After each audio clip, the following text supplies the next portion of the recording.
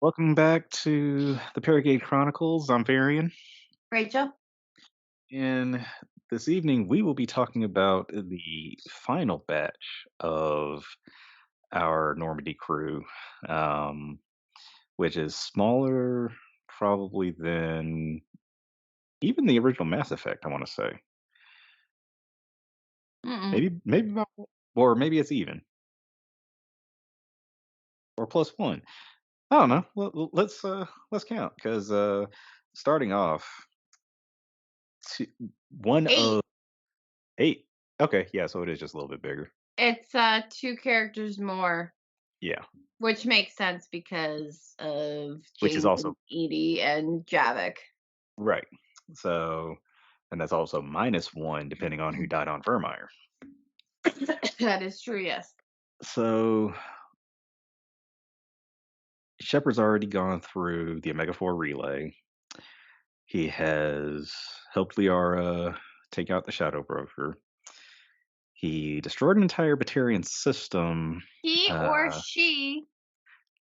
I am speaking from my experience, so yes, you're absolutely right. I'm sorry, but but yeah, Shepard has done all these things, and that final um, mission with the Arrival DLC is actually what got us to the point at the beginning of Mass Effect 3.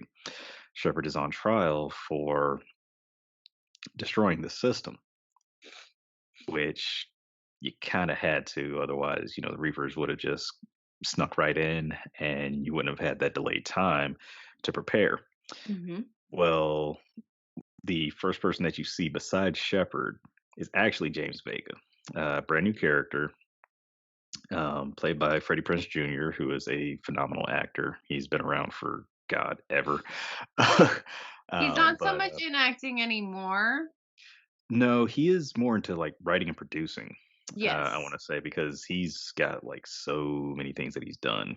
Um, but he's also done another job with BioWare, as a matter of fact, with Dragon Age Inquisition.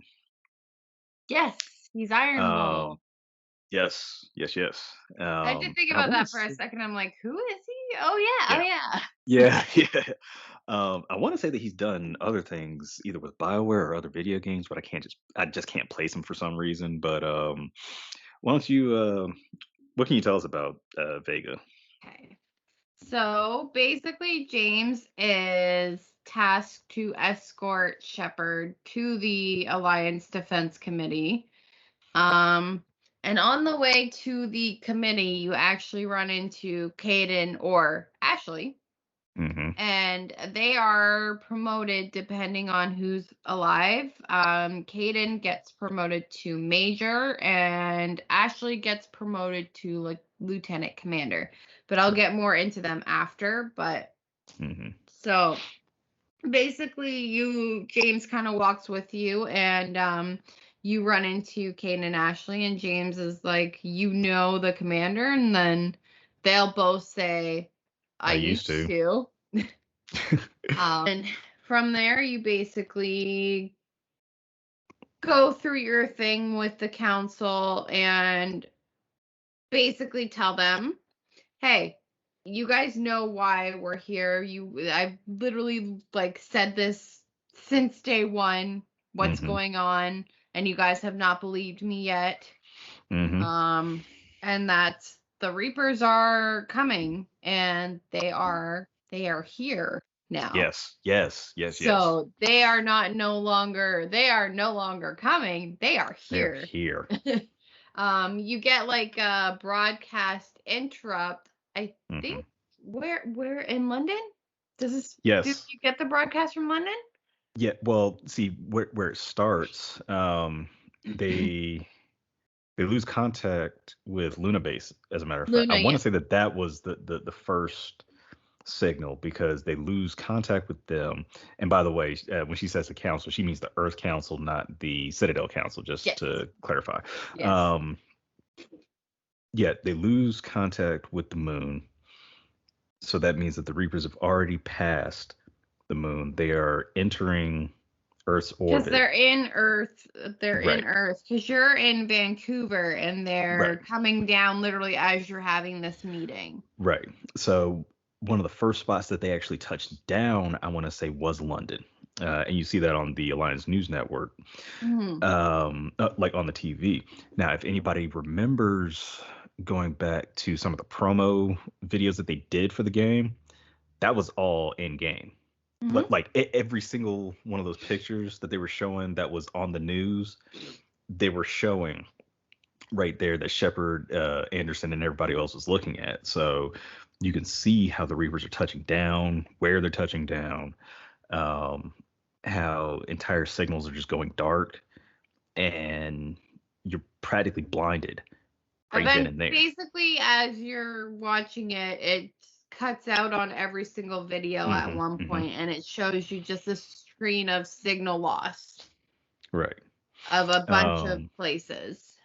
and then the council basically looks at Shepard like, "What do we do?" And Shepard has pretty much the infamous starting line. It's like, "The only thing we fight or we die." And Hmm. then next thing you know, the Reaper touches down right outside the window, and that's when all hell breaks loose. This is like your tutorial into Mass Effect 3 Yeah. because the weapons, and you have a new thing in Mass Effect 3 as well. This is before Hmm. we get into actually with James. Hmm. Um, you end up having a blade Hmm. that comes like that's attached to your suit, but it's Hmm. an Omni blade. Right. And you get a little tutorial on that as you're trying to find the Normandy with Hmm. Anderson. So you get a Right. little kind of mini side mission with Anderson, which I thought was kind of cool because Hmm. Anderson, you've never really had like you actually go and fight with Anderson. Right. So Because that's like your little intro to fighting with him. because I mean he didn't really have a reason to fight in the first two games, but given what's going on, his proximity to you and trying to get to the Normandy, plain and simple, um, there was really nobody else that you could have accompany Shepard at that point because who was it? Hackett again was. I want to say he was on the moon at first, and I think he might have relocated to Arcturus Station to get away from the fighting, so that they could regroup. But again, it's one of those where James and either Caden or Ashley are headed towards the Normandy to try to unlock it to get you guys out. Um, but again, just like what happened with the video transmissions, audio keeps going in and out. So it's Hmm. like you'll hear them for a minute and then it'll kick out, it'll start scrambling. Um, so you got to find a way to recontact them again. So you're going through with Anderson and doing all that, and then eventually you actually meet a couple new Reapers. Hmm. You meet the cannibals to fight through them until Joker arrives. Hmm. With the Normandy Alliance SR3 Nope, it's still the version. two. It's still a two. It's still the two, but it's been But it's repainted, yes, but it's the better reacquisitioned. version. It's the better version of the Right, two that Cerberus built. right. Um and so you're fighting the cannibals, which are Batarians, yes. or what used to be Batarians. Yes. They are Batarians, but they are more macho. You could say. And I didn't think that an alien who's already ugly could get any uglier, but they pretty much pulled that one off. So Yeah. For all of the new Reapers, they yeah. they pulled it off. But so you're fighting them, waiting for Joker to come in, and Mhm. then you finally get back on the Normandy, and Anderson basically reinstates you. Yes. Um, Um, Unofficially, yes. he reinstates you. He throws because your dog tags at you and says, "Commander," basically like, "Hey, you're back to being commander." well, okay, so the exchange on that is Anderson basically giving you orders to go do whatever, and I Shepard's don't take response is orders from you anymore. Remember? remember, and then Anderson pretty much has your dog tags in his hands, throws them at you, and he's like, "You do now." Commander. So yeah, that was a hell of an introduction and that was just what the first to put it 30 in minutes, not perspective. even? I was gonna say about 20 minutes, give or take, Or maybe 30. first half hour, give or take, yeah, Yeah. I would say. Um, but yeah, you actually are leaving on the Normandy, which typically that version of the Normandy doesn't to the planet like the original Normandy would. The original one was a lot smaller. Hmm. This one is like two, almost three times the size of it, landing on Earth, and to see it leaving and just seeing all the Reapers just everywhere. It's like even to this day, playing the Legendary Edition, I look at that and I'm like, holy shit, They that also is give just. you a point of showing you this little boy Hmm. who is I think at the start when Shepard is looking out the window before even James comes, he's playing Hmm. with a ship, Hmm. and they kind of make a point to show you this boy a few times. Hmm. Um you see him when you're going with Anderson and you're trying to get through. You Hmm. go over to a duct and you see him inside there. Yeah. And the little boy goes, "You can't save me." Right. And then Anderson calls you, and then the He's boy's gone. gone. Yeah. And then you see him again getting onto a ship And then the ship is or destroyed. a shuttle. Yeah. And Shepard sees that shuttle get destroyed and kind of makes like a face Yeah. as it happens. And they make a point of showing you this little boy for a reason, which we'll get into later Later. on after we've discussed everything. Um, but they show you him for a reason, Hmm. a very annoying reason in some Yeah. parts. There's still the controversy about that, but we'll get into that in a minute. The next thing that happens is you're on the ship and you're supposed to be going to the Citadel, Hmm. and Hackett interrupts and has a transmission for you A and tells garbled you that transmission. it's hard to read or hear, etc. Basically just telling you that you need to go to Mars. Yeah. So you guys end up going to Mars, and this is where you actually get to kind of get a sense of James Yes. as a character. So he is very much like a strong-headed character. He doesn't really like he I would say is a more renegade character. Uh, I He wouldn't really has call he has him. its tendencies to Yeah. be. I wouldn't say that he's as much renegade, paragon, or even in the middle. I think he's just so ready to prove himself, you know, and Yeah. especially, Eager. yeah, yes, yes, so eager to prove himself to Shepard, plain and simple. Not just Um, Shepard. but just as a whole, y- not, and even though it's not just Shepard, it is mainly Shepard because what happens, I'd say towards the end, um, when you get to talking to some of your crew on the ship, just visiting with them or whatever, Yeah. he does kind of open up on a few things, not just about himself, but things that he's come across. Even the fact that, and I know that you're the one talking about him, but he mentions that he um, he actually has a chance to advance, Mhm. which a lot of people aren't sure is even going to be a possibility given everything that's been going on. Mhm. So he is, I would say, a complex character.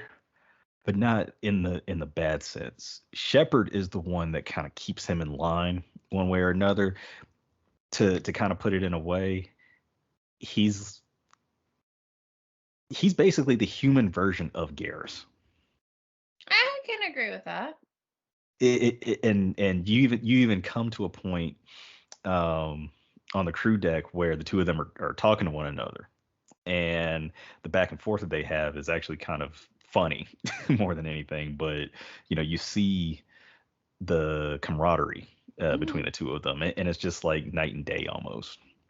I can definitely agree with that. As far as mission, Hmm. while you're on there, you're with James, and then you're with Caden or Ashley. And Hmm. Caden or Ashley at this time are basically harassing you about Cerberus. Yes, yes. And That's you pretty much you fight with them throughout the entire mission, and you can mhm. do like a renegade option where it's like, you know me better than that, so shut your mouth type of like thing. Like, you Well, should know me better than that. I like type of attitude. it's pretty much that quick shoot down Yes, because Shepard can pretty much say, "I don't have to explain anything to you," exactly. uh, and then that pretty much cuts it off. But And then they kind of look away like, maybe I should shut fine, up.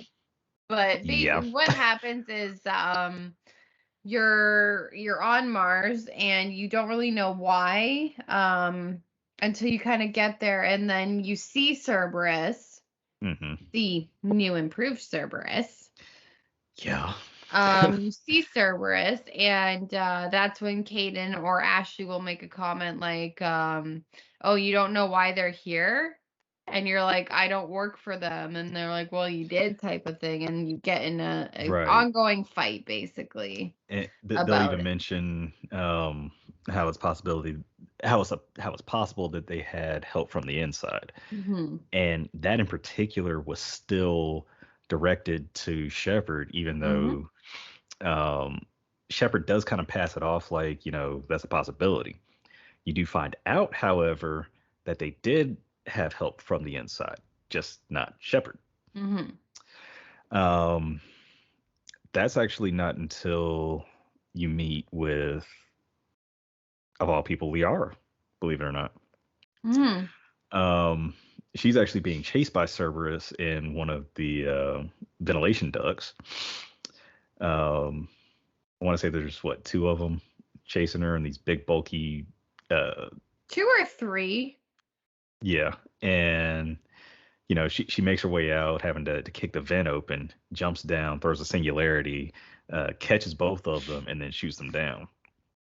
So you pretty much have the conversation about how she wanted to come and see you, but with everything that was going on, Hackett actually had her using her resources as the new shadow broker to get the information and everything that they needed, knowing what to look for on Mars in particular. Which, by the way, whether you do her shadow broker mission or not on two, she becomes the shadow broker regardless. Um, You kind of, when you first go on to the Normandy after this mission, you mhm, go, Liara, what is all this? yeah. Instead Um, of you settling in okay or something like right. that. Right. Um, which honestly, I'd probably ask the same thing. It's like, do you have enough stuff? but um, but yeah, while you're on Mars, again, she does mention uh, finding a weapon that'll help stop the Reapers, and the fact that it's been on Mars pretty much for the last maybe the last century. Something like that. Yeah, it's something about when they first found the Mars archives.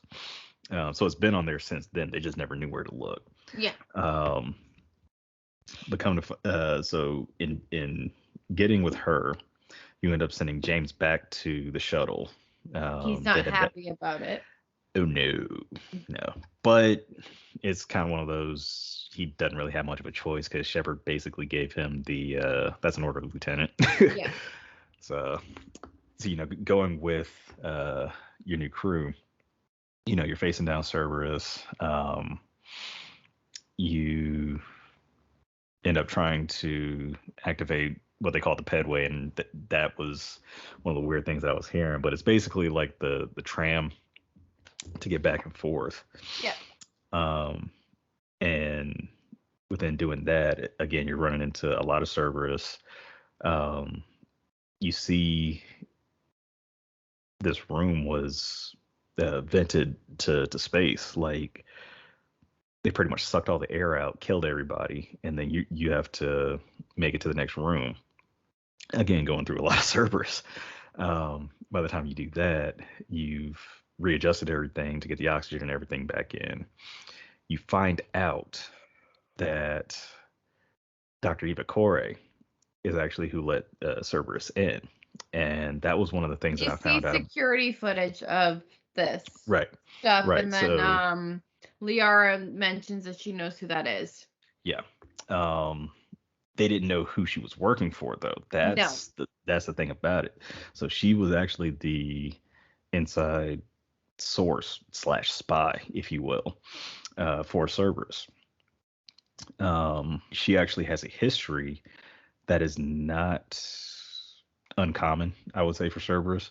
Um, the original Eva Corey was part of Jack Harper's team at the Battle of Shang-Chi. So this is like years ago, which pretty much started the war between humans and Turians. So her actual character goes back a few decades. But once they make it to the archive after going through Cerberus like crazy left and right, um, who happens to show up but none other than the Elusive Man. Well, show up. In his fashion, yeah. But before that, you actually, or is it before that? Do you see, yes, it is before the Elusive Man. And so you're talking with Liara, and she'll make a comment to you because Kane or Ashley will wander off, and she'll make a Yes. comment to you about that they become quite the person or something. She makes some sort of comment about that, and you're like, yeah. And then Yeah. they'll interrupt you and be like, hey, Shepard, come over here. You walk over and Yes. you find out what That the exactly the Elusive Man is doing to his new improved Cerberus. and You find out that they are mhm. basically like a human husk. And that was actually related to something that I was talking to you about. Read the entirety of the Mass Effect Evolution comic. It's basically like cramming for a test the night before. Except there wasn't actually a test. Thank God. But what I ended up seeing now makes sense with this because at that Battle of Shang-Chi, back before he became the Elusive Man, Jack Harper came across an alien artifact, which he literally came in contact with while trying to save somebody that he was working with. It ends up almost killing this guy, but gives him basically what you have been seeing from the Elusive Man, the eyes. Um, it gives him the ability to speak and understand like an ancient language, which I want to say is what the Reaper forces actually speak. It sounds like gibberish, but even he's able to detect any alien dialects. Yeah, because like you find out in Mass Effect 1 when you're on Ilos, you're hearing the distress call, and Caden Yes. or whoever you bring with you's like, you understood that? Yeah. And Everybody then when else you thinks get to it's Vigil, then he changes his dialect so to that match they can yours. understand. Right. And he even says, like, they even say, how come we can understand you? And Yeah. then that's when he says that. But yeah, Right. that security beacon or whatever, hmm they don't hmm understand it. But Shepard does. Yes. And that also goes into another character that we're going to talk about in just a little bit.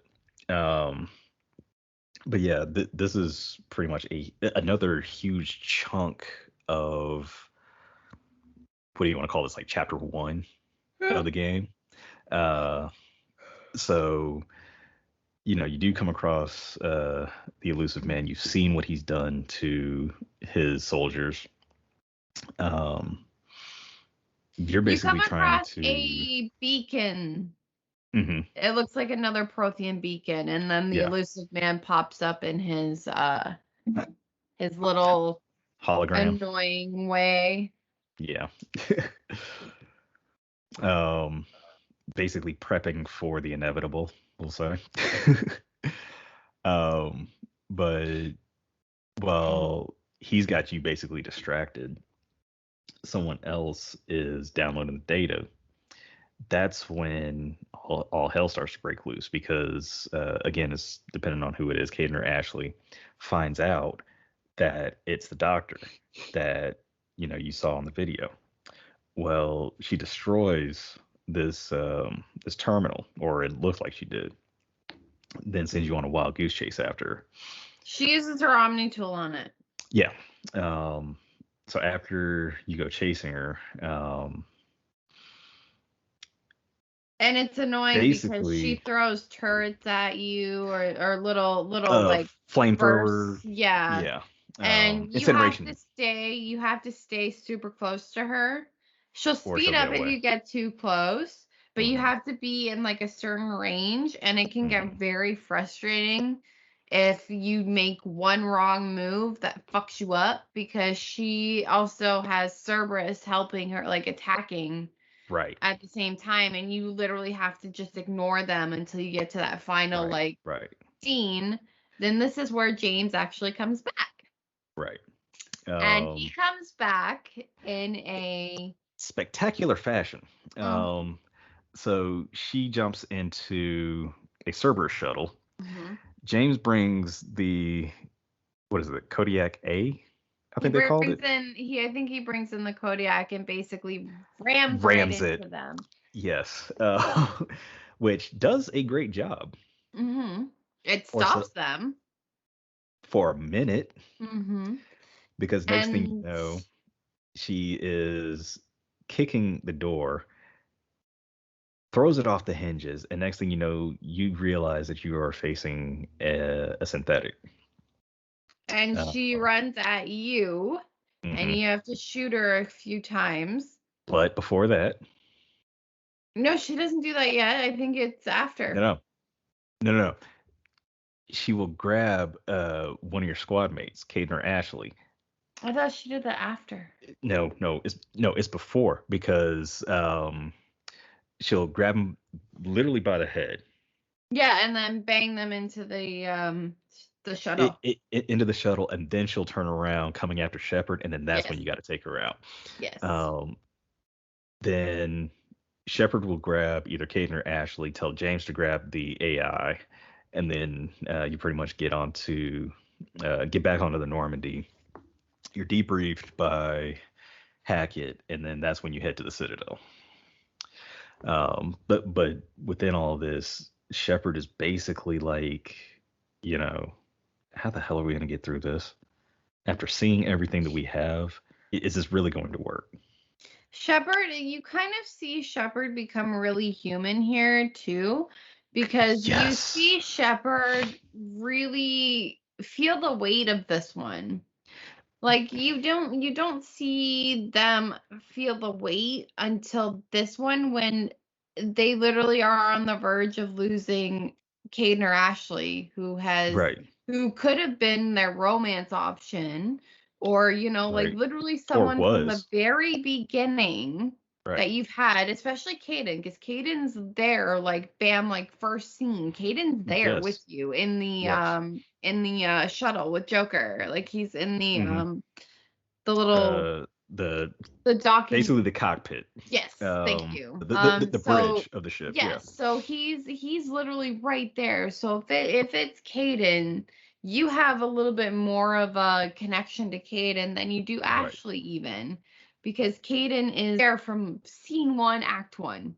Yes. Ashley comes in which you could scene even one. call that the prologue. Exactly. She's there, but she's there a few acts later. Right. She's still Um, scene one, but mhm, she's act like 5. yeah. So So yeah, so seeing that, it really weighs down Shepard because yes. now they're saying like, especially after you get done talking to Hackett, and trying to figure out what you're gonna do.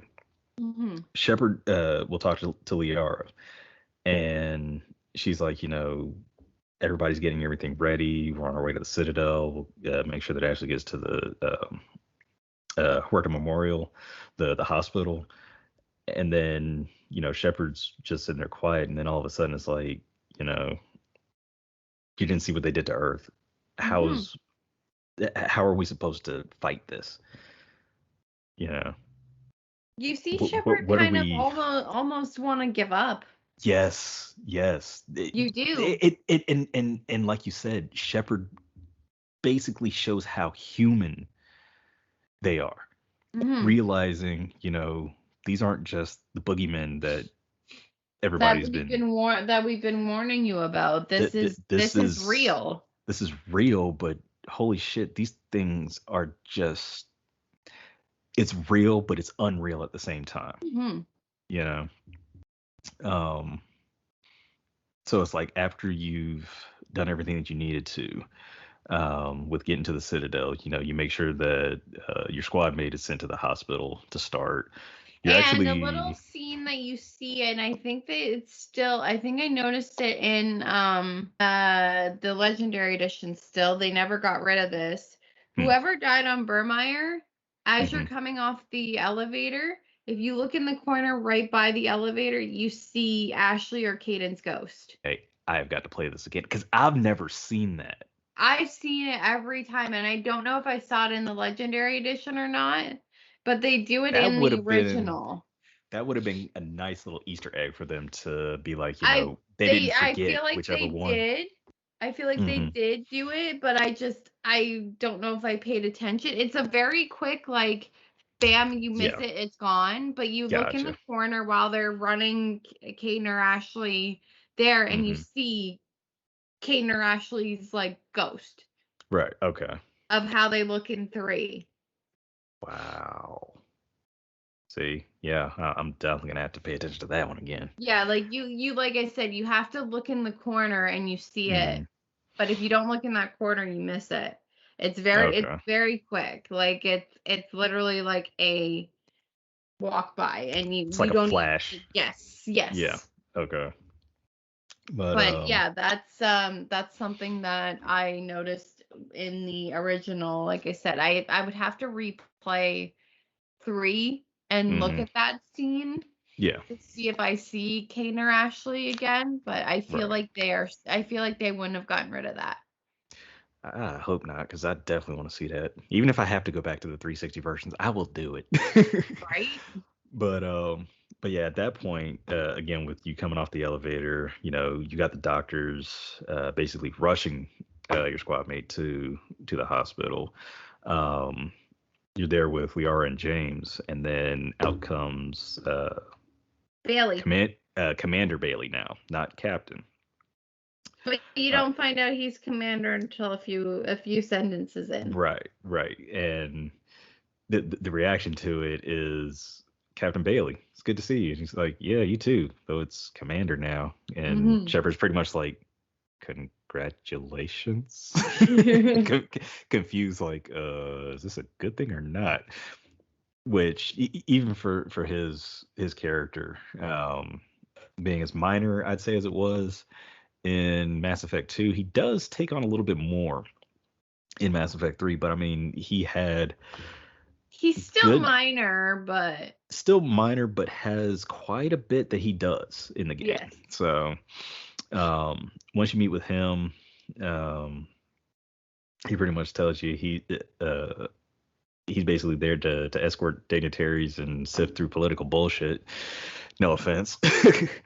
uh, and tells you, you can meet with who The is council. now yeah, the council, but regardless of whether you chose Anderson or Udina, which It'll hopefully you did, always be Udina.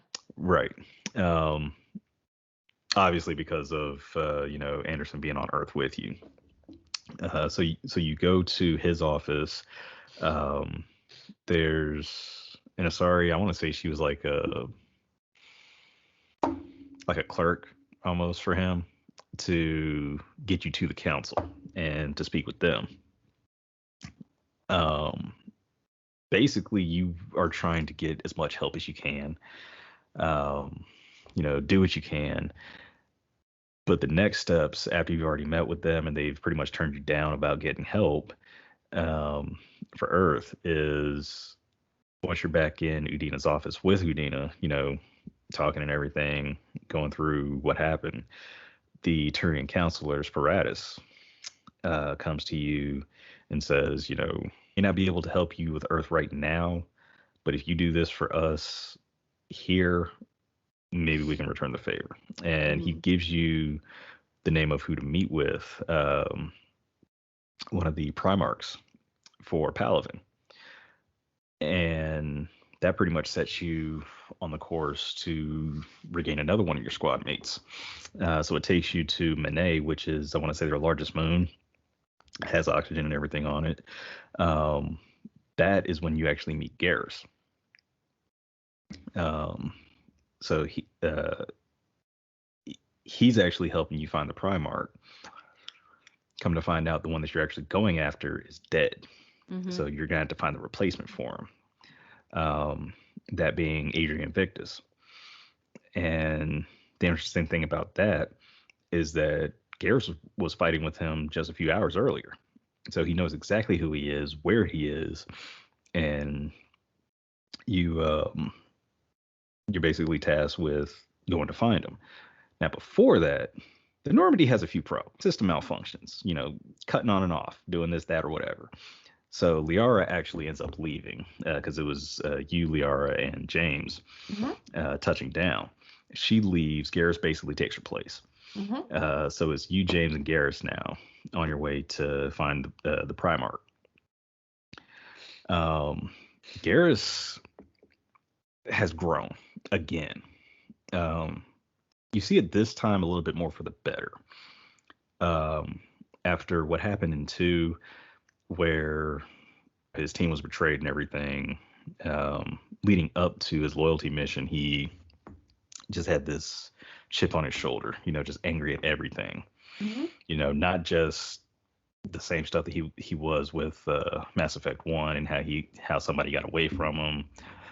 This one was more personal. But by the time you reach him in 3, again, you see how much he's grown as a character, um, and how seeing Shepard just kind of makes everything better despite the fact that everything is going to hell around you. Mhm. So now you're fighting through more Reaper forces. You've got your typical husks. You've got the Marauders, which are the Turian versions of the Reaper forces.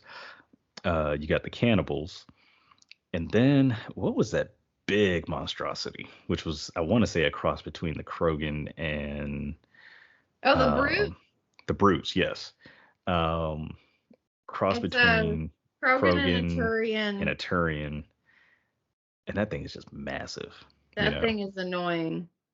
very. That's why you either need high heat rounds or your cryo rounds, because either one of those will They wear it down. are they are an armor enemy, Hmm. and they charge at you, So and you you better. get 2 or 3 of those in once, you're fucked. Oh, and that does happen actually, but A few times. yes. So again, cutting through all these Reaper forces. As a matter of fact, when you go to find the Primarch at, I guess, his base, you end up having to fight, I think, 2 or 3 of them almost at once. So yeah, if you're not careful, your ass is grass. And And they also have another newish. Hmm. enemy, which is the Harvester. Yeah, those we see You see those at later on. I want to say it's either, which you see them in both, but depending on which one you do first, it's either going to be on Tachanka or um, I can't even think of the name of the planet, but it's basically with a Krogan squad. but Um, you see the Harvester actually you see I think you see a Harvester every oh no, area. no, the Harvester. Yes, I'm thinking of The Harvester is the flying one. yes. Now you don't fight that one in this little mission, but you Yeah, will. you can. Hmm. I You actually can haven't. kill it. I, If you kill it, it literally sends out this giant like explosion and helps yeah. you kill half of the but yeah, so I think you can kill it. You just have to focus on it versus the other enemies, Right. which there is a lot, so it's hard to focus on it, but yeah, you Hmm. can focus on it.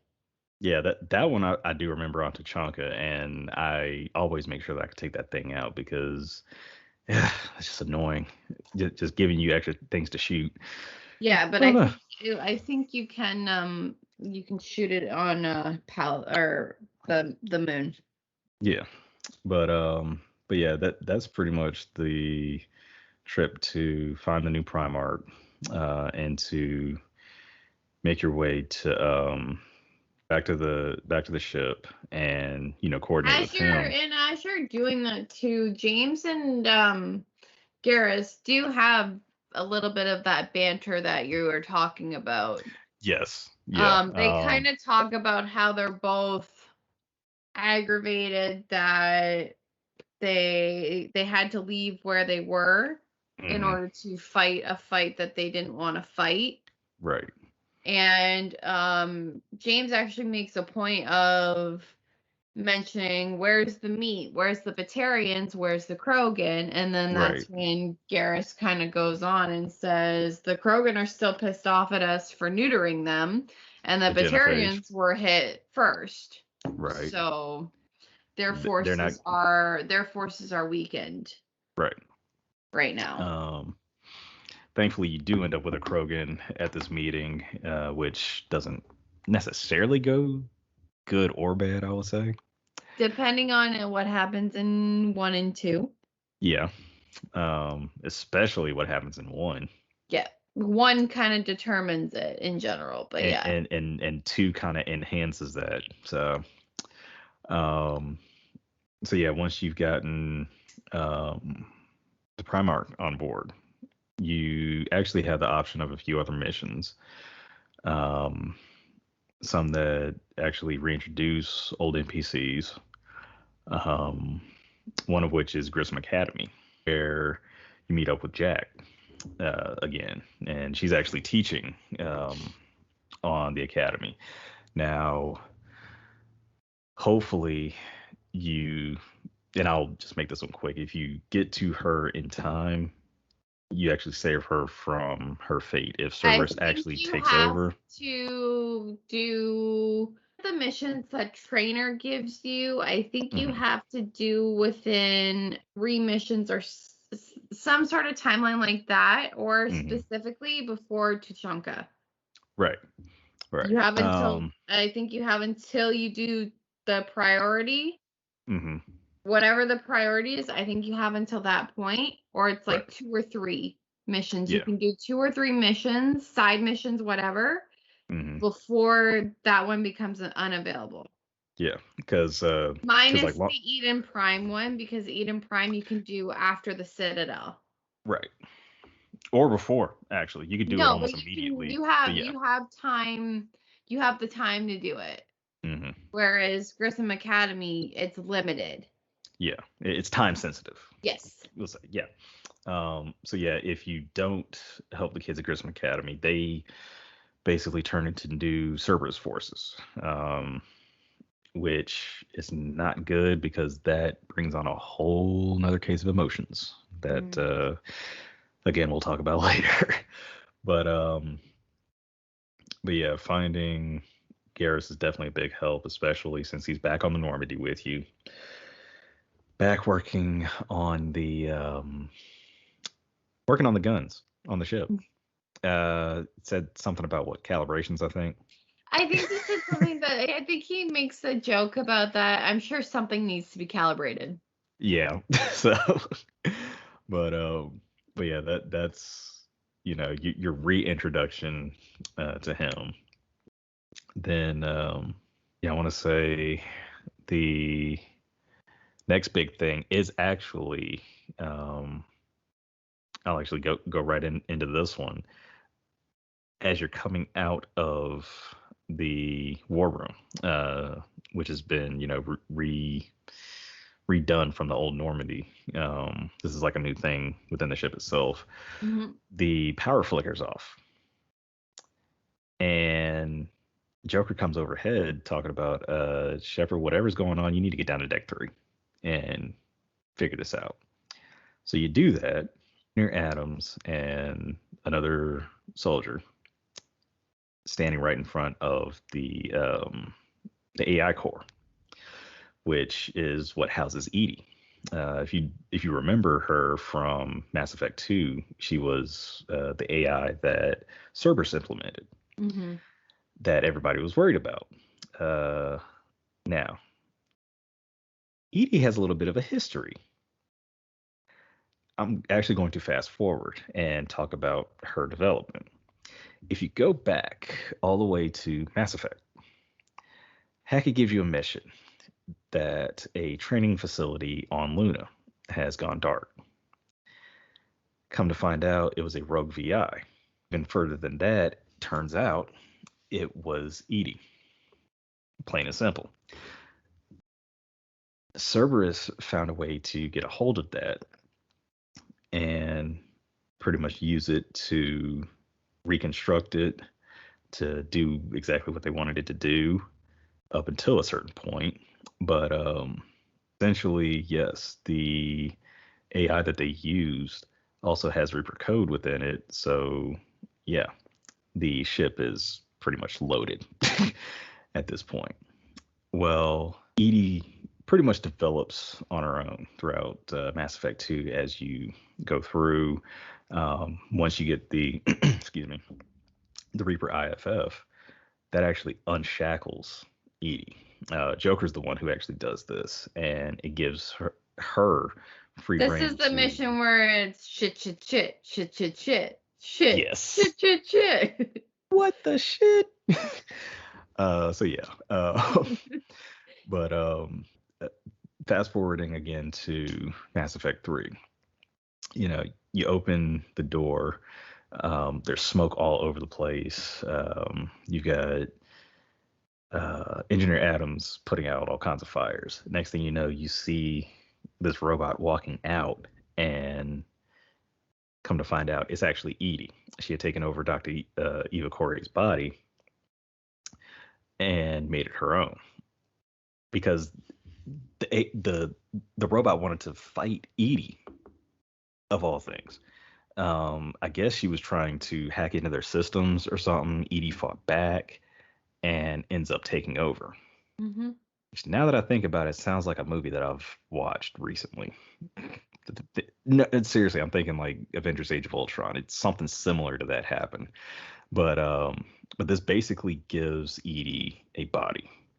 She's still housed within the ship itself, but now you can take her onto these missions. And as you go through it, hers is a unique experience because as you go through each mission and, anytime you interact with her, she's asking all kinds of questions, trying to learn.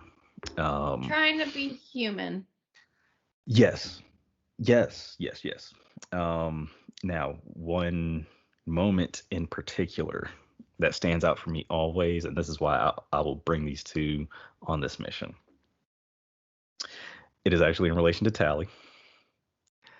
If you bring Edie onto the mission with Tally to the Geth Dreadnought, there's a little exchange between the two of them. Um, Tally will look at her like, Edie, so a body. And Edie's like, I hope this doesn't cause discomfort. And Tally will respond with, "Not unless you plan on overthrowing the humans."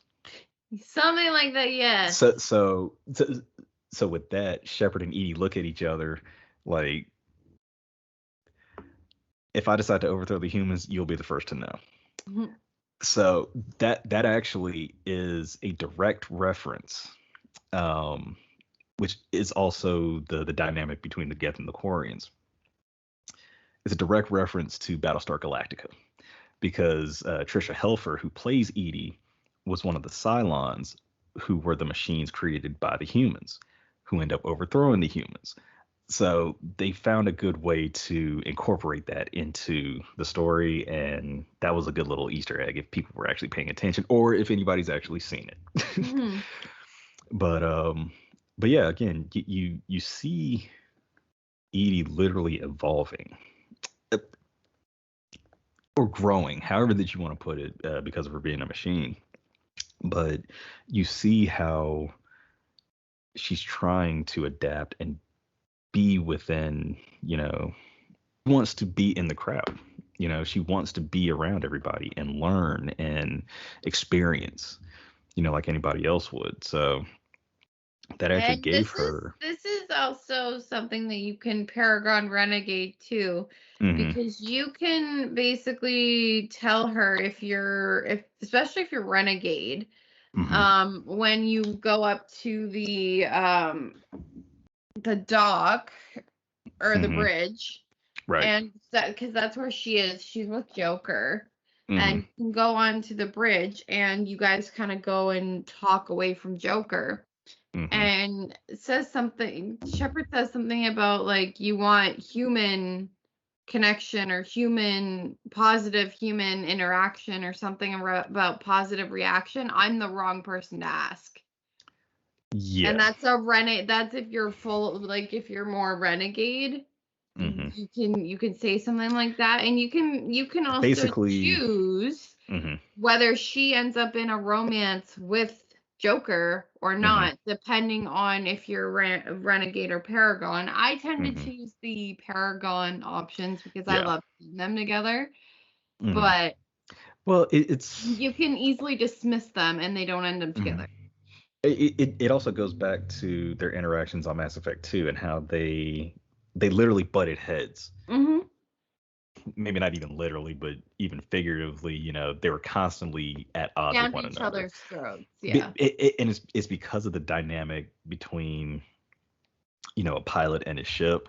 And Hmm. one of the first things that you mentioned when you get onto the Normandy SR2 for the first time and meet Edie, um, you can actually say something like, helmsmen aren't wants to, give away control of their ship, especially Joker. He's not gonna like this, and Hmm. he doesn't at first. But then, as he goes along, and it's in particular after the collectors abduct everybody on the ship, you see how they kind of grow together in that experience because it's just the two of them. Hmm. Um, so by the time you come to Mass Effect 3, they're doing everything together, even getting the ship out of dry dock on Earth, fabricating lies to basically say, he kind of needs me, so yeah, you can't really get rid of me Hmm. or him without getting rid of the other. Um, but um, but yeah, just seeing that in a character is like you've already seen it with majority of your crew in Mass Effect 1 and 2. Did not mean to rhyme that, but that's how it happened. but um but you really see it with Edie because it's something brand new when it comes to her. Hmm. And um with her interacting with the crew, um other squad mates and everything, you really see that change. And especially just the questions that she has for Shepard being Paragon is like, you know, you start to see a little humanity within her in the process. So in the end, Shepard is like, yeah, you found a little bit of humanity. Is it worth holding on to? And she agrees, absolutely. Um, and that's just it does get a little, emotional seeing that, because it's almost like seeing a child grow at Hmm. the same time. Even though this is a machine, an artificial intelligence, but at the same time, it's like, how can you not feel something for that? Hmm. But when do we actually come across Tally? Hers is after Tachanka, right? Immediately after Tachanka is the Citadel attack. Yes. Immediately after Tachanka Yes, is the because Citadel attack. because I wanted to say that I was like, I feel like It, Rannoch's after. yeah, Caden and Ashley are who you get, but you have to go through that whole um, this ain't gonna end well moment. Mm. Especially if you are playing Renegade. Uh, Yes. Plain and simple, somebody's gonna die at this point. Um, All your old characters too, all your old teammates through Mass Effect 1 and 2. mhm, Especially like the not the ones like not the Tally, the Garrus, mhm. the Liara. The ones that don't rejoin you. Yes. And the ones, so basically Zaid, Kasumi. Kasumi, Hmm. Jacob, Hmm. Miranda. If Basically, the Mass they're, Effect 2 crew. yes, Mass Effect 2 crew, they all can die in this one. Yeah. If you don't do specific things. If Hmm. you don't do the Cerberus scientist, Jacob can die.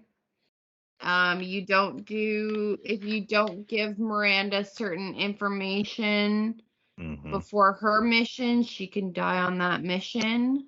How does Kasumi die? I know that she can. I just can't think of how. I think there's something to do with The uh information that she gets. the information with the mission with Jordan.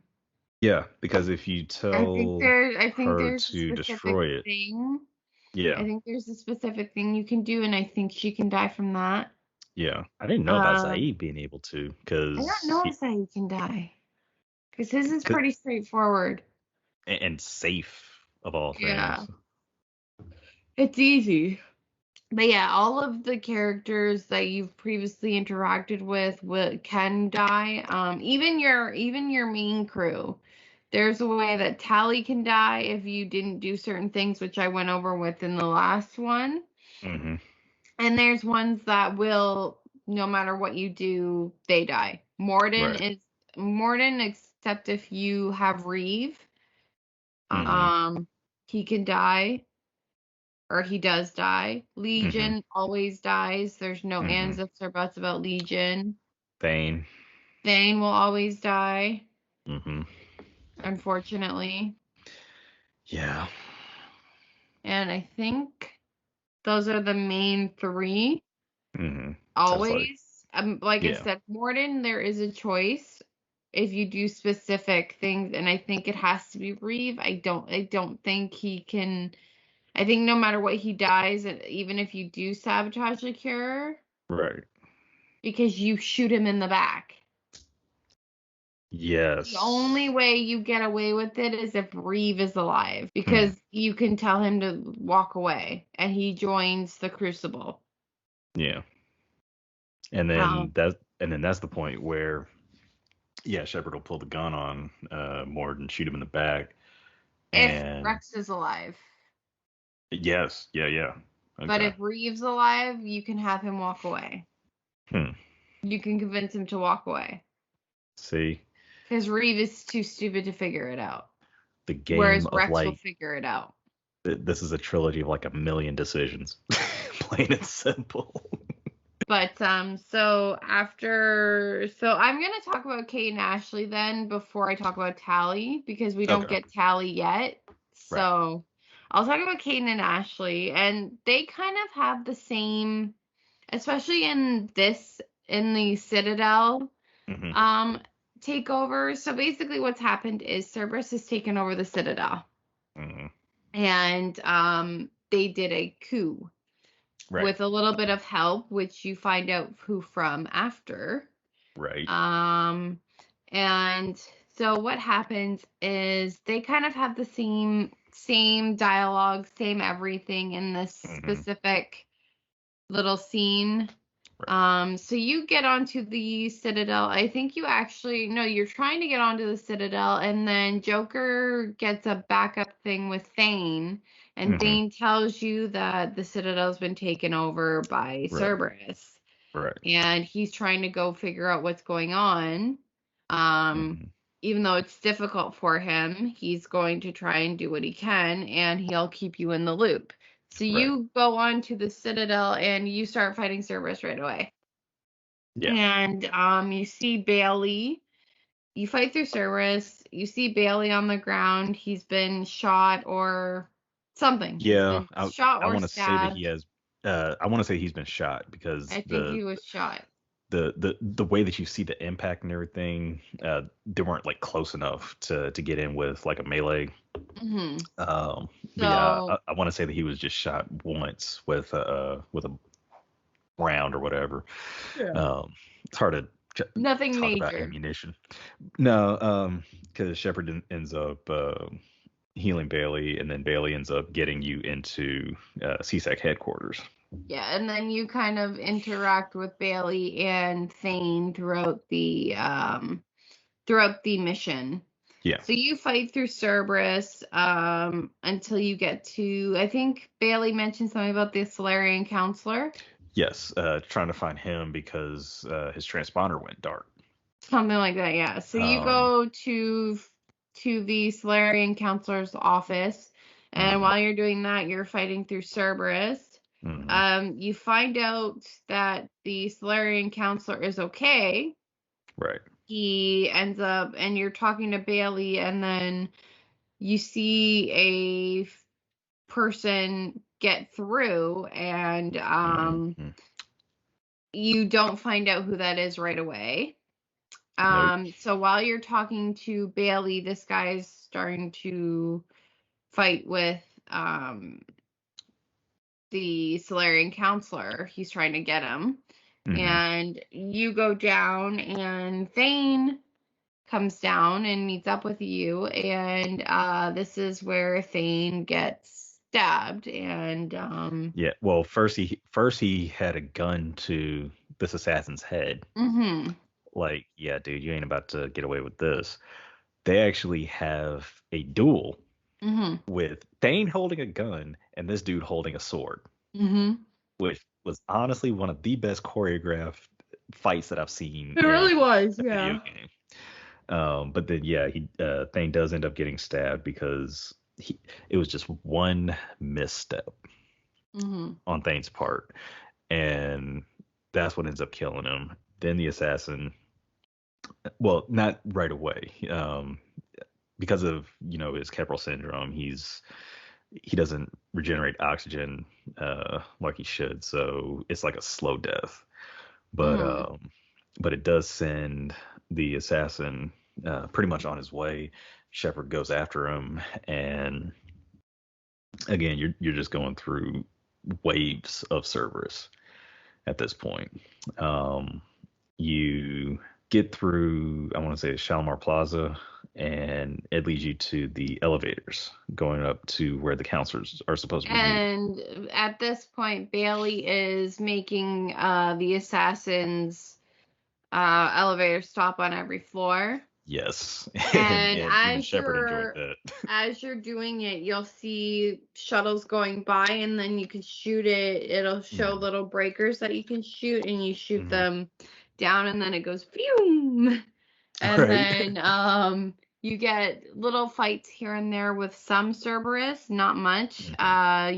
You get introduced to the Phantoms, and Right. the Phantoms are fucking annoying if you get too Which close to them.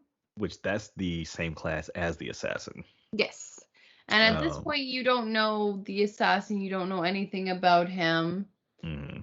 You You find will out shortly. later. You find out a little bit later on who he Mhm. is, etc. But you don't find out at this point who he is. Right. Um, and anyways, so they you fight through all this, and you get on top of the councils Elevator. Yeah. elevator, and Ashley or Caden at this point, they were offered, while they were in the hospital, they were offered Spectre status by Udina. Mm-hmm. So they end up becoming the second human Spectre. Mm-hmm. If I don't really think they choose no. I think they always end up becoming the second Spectre.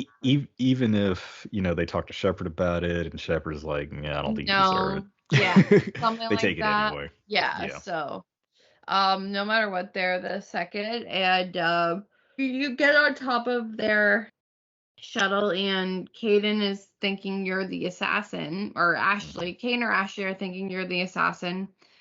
They tell the council to get down and Mm-hmm. start shooting, and Shepard's rolling around trying to not get hit. Right. They end up stopping and getting off, and then you Mm-hmm. go through, get out, and this is where it gets tough. Interesting. You can either be a paragon or a renegade here. Pretty much the Really, really fuck it up here. I think you could be Paragon Renegade. That phrase is pretty much par for the course. That's pretty much the game trilogy. Yeah, but you have your moments where you can specifically be that one and Hmm. have a major altercation here, Right, and right, it right. actually is game changing here. Hmm. You can literally put a gun to Caden or Ashley's face, Hmm. and you're trying to convince Caden or Ashley that Udina's behind all this, Right. and that if you have to go through them, you will. Convince Yeah. them to put the gun down or turn around and go for Udina, or Hmm. you can literally shoot them and bye bye Kate and Ashley. Yeah. But it is an intense scene Yeah. because you don't know how it's gonna play out until they finally turn around and point the gun at Udina. Hmm. And basically what happens is Shepard shoots Udina. Yeah. No matter what. Right. Udina staged the coup on the Citadel and was working for the Elusive Man, Hmm. et cetera, which we all knew Udina was a bastard, so. Yeah, you kind of get that vibe in Mass Effect 1 and 2. Any, yes. But anyway, so as you're leaving the Citadel, Hmm. Kaden or Ashley will be on the elevator if you didn't shoot them. They will be on Right. the elevator and they will say basically along the lines of, that was really intense what just happened there. Hmm. And kind of be like, well, what the fuck was that, bro? Yeah. Like, It's like, did we really just do that to each other? yes. I want to And say that's almost verbatim. yeah, I think so. Um, And so they have the option where they say that Hackett gave them an opportunity to work on the Crucible, but if there's any chance that they could come back on the Normandy, they would like to. Hmm. And you can say go to Hackett or join the crew. Right. And if you have them join Hackett, they actually become a war asset. Yes. It just like any other known associate, I would say, if they survive. They become a war asset. Right. Um, so in the end, they're still doing some good Yeah. for you, but They're just not part of your actual crew. right. So it is nice, especially if you haven't done the Eden Prime DLC. Hmm. It's nice to have Kate and Ashley back. Hmm. There are some differences with Caden and Ashley in the way they are. There's a scene with Ashley if you have her where you go onto the starboard and she's lying on the floor and she's drunk. Yeah. That is one Blame of my favorite blame that parts. one. Blame that one on James. Yes, she drinks with James, and but yeah, so there's a part where she can be where she's drunk Mm-hmm. and you can say something along the lines of that you're gonna have to Joker test the fire alarms, and she goes, "I hate you, sir. I hate you," and he goes, "I hate you, Sir. sir." But yeah, you could have a little bit of fun with her. Yeah. So there's a few moments where it's fun with Ashley, but Mm. and they also added something with Caden in this one where you can have Caden as a gay romance. Yes. Yes. They didn't do it with Ashley, but they did it with Caden, which I thought was Mm-hmm. weird. They actually have a few gay romances for male Mm-hmm. shepherd. There Um. is a character named Cortez who Mm-hmm. is down in the shuttle bay with Vega. Mm-hmm. And they have their banter. Cortez is basically like your shuttle pilot. Like he's Right. with you through a lot of your missions. He's with you through a Mm-hmm. lot of your side missions with the Cerberus missions. Mm-hmm. And he's also with you and actually fights with you in a couple of the missions as well. Yeah. One being the Leviathan DLC. There's a part where your shuttle goes down and he's repairing it, but while he's repairing it, you're getting attacked by The Reapers. Reaper forces. Yeah. And he's actually like up at the top there shooting at them. Right. So you actually get a few fight scenes with him. And Mm-hmm. there's a specific moment on Earth with Cortez that if you befriended him or Mm-hmm. you romanced him, depending on which, but you have to either be his friend, Mm-hmm. like his good friend, and do all like those Paragon options when you go on the Citadel with him. Right. He will actually say when the shuttle gets hit on Earth, Mm-hmm. he will actually say, he will scream, Steve. Yes. He If won't you call him didn't, Cortez. yes, if you didn't romance him or you didn't do all those steps that you needed to do on the Citadel to get him kind of over his ex-husband, Yes. he will call him Cortez. Yes. But it's so much more impactful when you hear him like, Steve! Like he Yeah. sounds like he's literally like upset. Or scared. Yes. Or scared because that's I want to say one of those times that the harvester is actually flying past. Mhm. I think it does come in contact with the shuttle. You see the shuttle going down, and the first time I saw that, even I was kind of like Shepard, like, holy shit, is he Mhm. about to die? Mhm. And then thankfully he comes over the comms talking about, yeah, he's okay, but he ain't going anywhere for a little while. Mhm. Yeah, exactly. So But they, it's just hearing him go, mhm, Steve, yeah, like yeah, yeah. It does get it ramps up that emotion, mhm. because of that connection that they've made. Whether you are with them or just friends or Mhm. whatever. So um, seeing that relationship is actually one of the best things because even as a paragon, I always go to him. I use all the cues, but I may not romance them. But it's still one of those, you can treat somebody as a person, treat them better than they're used to, and still be a good friend to them. Yeah. Uh, whether you do anything with them or not. But Yeah, like that there's was just. little things here and there that you pick on that you're supposed to do. Like Mhm, there's a part where if you talk about like take some time off, like because there's a part where trainer says that you need to go check on Cortez. Something's up with Cortez. and Trainer when you is go down. basically Mhm. your Kelly of this game. Not as much, given that Kelly was actually certified Yes, but in psychology, but she's your like, hey, she is someone your needs to yeoman, talk to you, et cetera, et cetera. right? She basically keeps her ear to the ground when it Mm. comes to the ship. So Listening to everybody. If they have a problem, relay it to Shepard. Shepard will take care of whatever.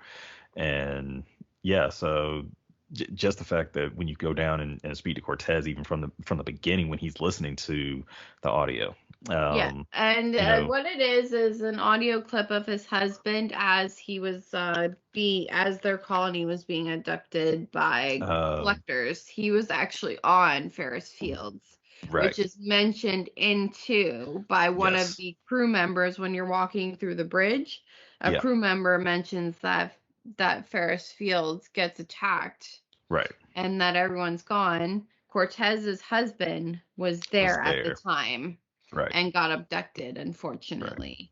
So he's So listening to a clip of his husband saying that I love you and I know you. Don't make me an anchor. man, Promise me, from Steve. right, right, And and you then you see the hear emotion on Cortez's face, and the it just the it breaks your heart. the fact that this is just small details, but the fact that in 2 and 3 they actually added the tier effect to that game, it amps everything up just a little bit more. That Hmm. that way, one way or another, you're going to feel this. You're going to feel for these people, He aliens, literally whatever. looks broken. Yes.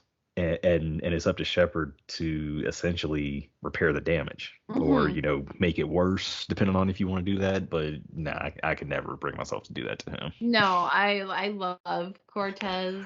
Like he's very hard to not romance when I want when I'm male shepherd. Yeah. I really like his romance. It's very cute and it's Hmm. different from your crew member romance. Right. And Trainer is the lesbian version Right. Right.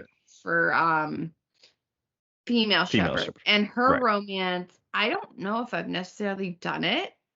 I've seen clips of it. Hmm. And there was one part where actually Alex and Jen on a one of the I don't remember which one, if it was the N7 day or if it was The one launch before that. day. Yeah. Um but they did a live stream and they did readings The and Zoom call that they did with yeah, I everybody. just don't know which one it was because there Me was either. two. Yeah.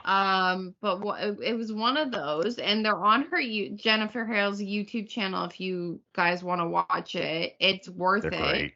Yes. Um, Way. and basically, it's them reading one of those lines Hmm. from the female romance from the trainer shepherd romance, Hmm. and you see the emotion in Alex's face and And Jen's Jennifer's. face, Yeah. and you're just like I think even I teared up Hmm. like watching it. It's just amazing how quick they like switch it on and off, and Yes. you literally Yes. see them both like starting to cry, and it's like that's the effect that this game has on you, whether it's Literally. a little romance like that where they're not a main character But but they're either still way, impactful. whoever, whenever they become part of this cast, they literally become part of a family. Hmm. Because everybody who was a part of Mass Effect 1, big and small characters, um, and I can never pronounce his name, Fred Tatasciore, who has done plenty of voices for BioWare. I've heard his voices on so many cartoons recently. Hmm. Um, he is a mainstay within Mass Effect, period. And to see just some of the dynamic that he has with some of the other characters, it's just unreal. But yeah, to see the emotion between the romance characters, no matter who they are, um, it brings it to a whole other level of emotion. Even for a video game, I mean, it's just like Hmm. anybody else watching their favorite show and Hmm. seeing their favorite ships, as they Yes. call it now. It's no different than that, and the fact that they're able to do that and everybody's reaction is ultimately the same. It's just one of those experiences that lives forever. Mhm. in anybody who has done it in any of these points in time. So again, just to see what they did in these Zoom calls was like it kind of makes you want to go back and watch them just to experience it all over again. It takes what about 2 hours each. I think they About did. an hour and a half. Yeah. But I mean, Because just seeing it. about a half an hour of it is just the intro, like, oh, it's starting soon. Yeah, yeah, But yeah. yeah, like if you haven't seen them, they are definitely Go worth the go watch. watch. It's just Yeah. even the actor that plays Morden does Hmm. the song Yes. Yes. in one of them too. And there's a few people missing. Hmm. In the second one, they have a lot more. They have Hmm. Tally, they have Joker, they have Hmm. everybody like that. The only few that are missing are obviously the bigger actors, Right. like Keith David, who is Anderson, Right. the actor who plays Brendan Brandon Branderis. Keener. Yes. Yes.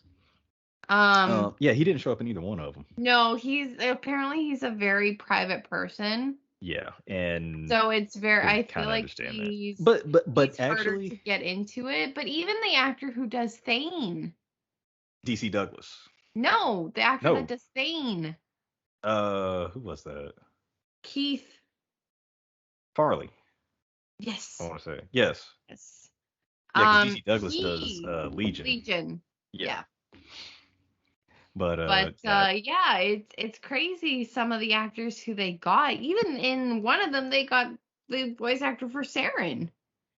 yeah, Fred that I was Yeah. mentioning. Yeah, he's They like I got said, him he on is the just second all over call. the place. But it's really cool that that these calls are getting bigger and bigger. Like they get the Hmm. main actors, like they get the two shepherds, and it's Hmm. cool seeing female shepherd and male shepherd side by side Because you because they never run into do it. exactly they do the They complement acting. each other. They Well, complement each other a it's cool lot. because they'll do scenes together, but they won't like it's not scenes that actually happened in the game. It's Right. just one of them taking half of it and the other one taking the other half, and Hmm. it's neat hearing that like them together. And That back and forth. Yeah. I wish that I know they wouldn't have been able to do it because of the way the Citadel DLC was supposed to be. It Yeah. would have been amazing if they did it where your clone was your alternate Opposite. sex. Yes. Oh my That would have God. That. been Oh no. Okay. amazing. But We because they forgot. had to say Shepherd, you had to not know which Shepherd was which, they Right. couldn't do it. Right. That. Oh my God. See, I didn't even think about that. And now I'm kind of wishing that they had. It would have been amazing, but for purposes of the DLC, and you're not supposed to know which shepherd it is, you couldn't do that. Still, no, that still could have worked. That still could have worked because even if you clone something, it could turn out however. So But that could have. it would have been amazing if they did it Yeah. where Oh it was God. your Now, alternate sex. see, I would see, have loved that. see, now you've got me wanting to go on Twitter and being like, BioWare, you should have done this, and, tag both of them in there because I guarantee you that even Jennifer Hale would have been like, yeah, that does sound like it would have been fun. I think they actually mentioned it in one of the Zoom calls, to be honest. I'm gonna have to go back and watch those because yeah, that would have made my day. So,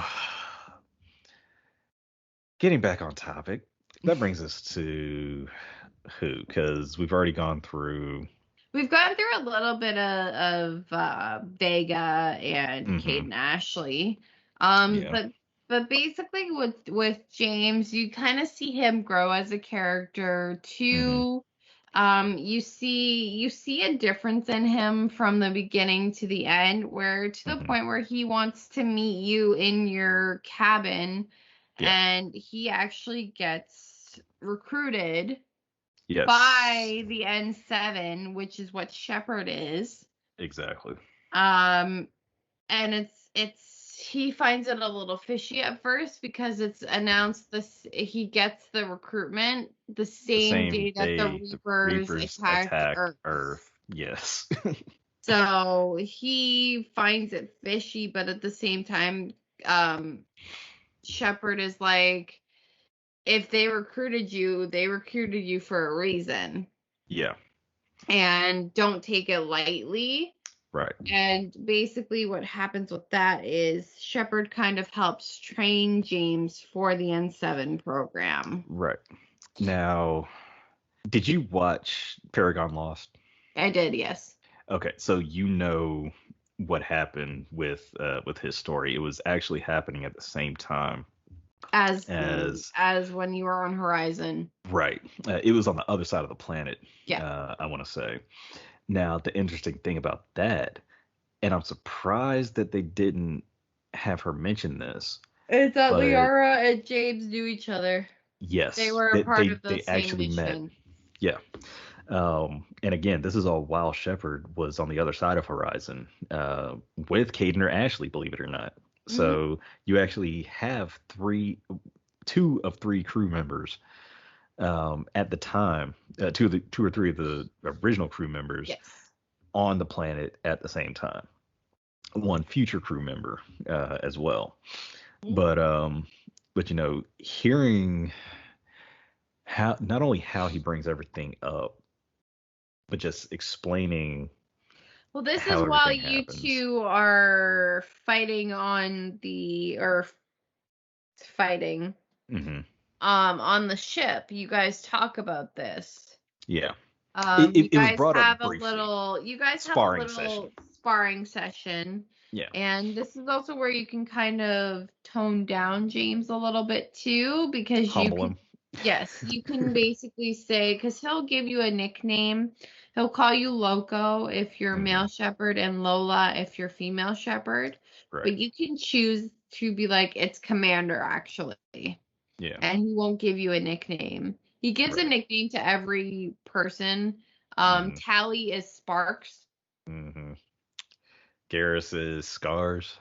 Yes. Um, Steve is actually Esteban, which is Yes. Spanish for Esteban. Steve. Yes. Um, who else did he nickname? I'm trying to I think. I don't don't know. remember. I I don't think don't there know. was anybody else really. I don't think he gave a nickname to uh Ashley or Liara? Kaden. No. I don't know if he gave one to Leah. I don't think you want to piss off the Shadow Broker in that case. Or annoy the Shadow Broker. but but yeah, it just goes to, how comfortable he likes to be with anybody and everybody. Um which can be good or bad. Mm-hmm. And again, that does go to also Shepard's reaction to it and how Shepard actually takes it. Um you could be the good and like, yeah, I'll accept it because and especially what James says, especially if you're male Shepherd, calling him Loco. Mm-hmm. um Shepherd does live up to that name. All the shit that he's done. So yeah, it is one of those, you do get to break that wall down in that sparring session, but you really see it come down Mm-hmm. when you meet with him in your quarters, because hearing everything from his point of view about what happened, when it happened, how and everything. Again, that they don't mention his interactions with Liara at that point in time at all, Mm-hmm. like at all in the game. Not Yeah. even when you first meet her on Mars with him. Yeah, they don't interact. But but I mean, the fact that he was willing to open himself up, it pretty much tells Shepard, like, you did what you had to do, Mm-hmm. one way or another. You know, whether you're Paragon or Renegade, it's like, you did what you had to do. You made it out of there alive. You know, they protected you for a reason, Mm-hmm. and that reason is you are a capable soldier. You deserve this, and plain and simple, that's what Shepard tells him. He you can also say something to the effect of, you know, not even necessarily that you don't deserve it, but earn it. You Yes. know, Yes. is Shepard would be like, this is where the hard stuff happens, and Yep. especially when James ends up, spoiler alert, getting a N7 tattoo, Mm-hmm. uh, right in between his shoulder blades. Shepard tells him straight up, like, look, it's not going to be easy. James actually tells Shepard himself that, you're the only N7 here. You're my direct superior, so I'm I'm being trained by you essentially. Yeah, he Shepard basically, female or male, will say, earn it. Earn Yeah. that tattoo that you're getting. Yes. Yes. But it's more incentivizing than you know dismissing. Mm-hmm.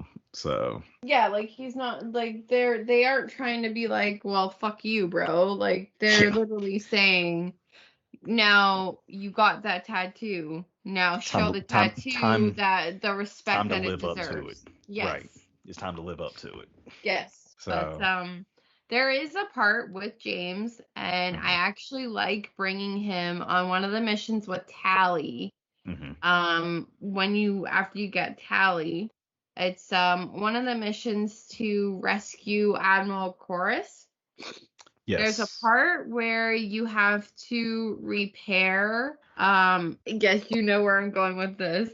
You What? have to repair, I think you have to repair one of the AA guns Yeah. or Okay. See. something. You See. have to See. See. repair something.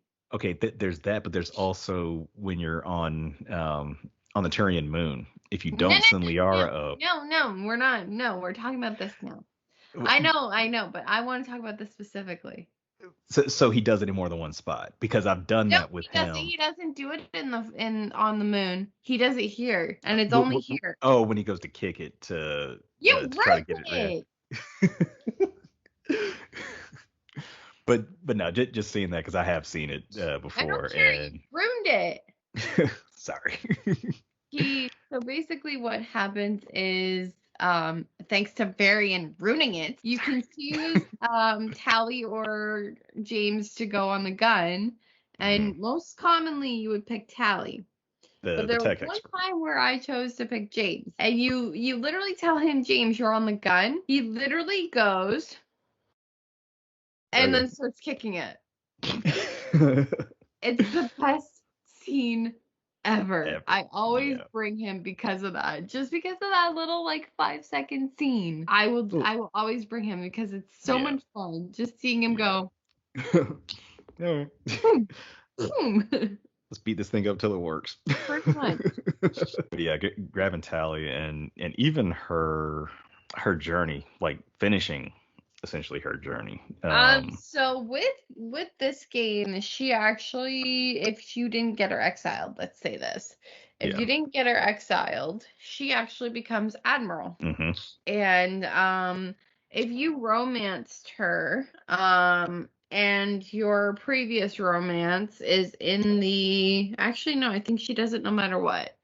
Um Tally will say something about the fact that you guys can't really be seen together in front of the other Quarians, and Right. to meet up in your captain's quarters Yes. and talk. Hmm. Um, and you guys kind of have like a little romantic like get Reunion. together reunion where Yeah. she like grabs your hand and you say like, oh, you believe in her and all this, and it's really cute. And Yeah.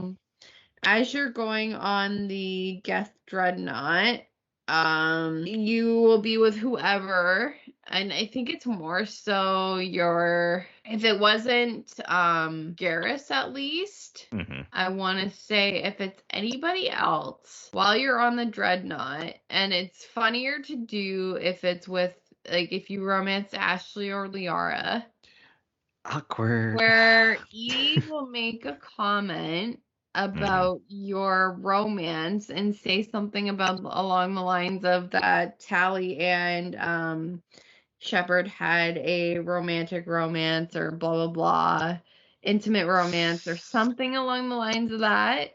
And Thanks, Edie. Shepard and Tally will flirt throughout the mission, and he brings up something. Shepard will bring up a comment Mhm. that Tally makes in the first game about the ship being too quiet. Shepard will Yes. say something along the lines of, "Let me know if the ship gets too quiet for you."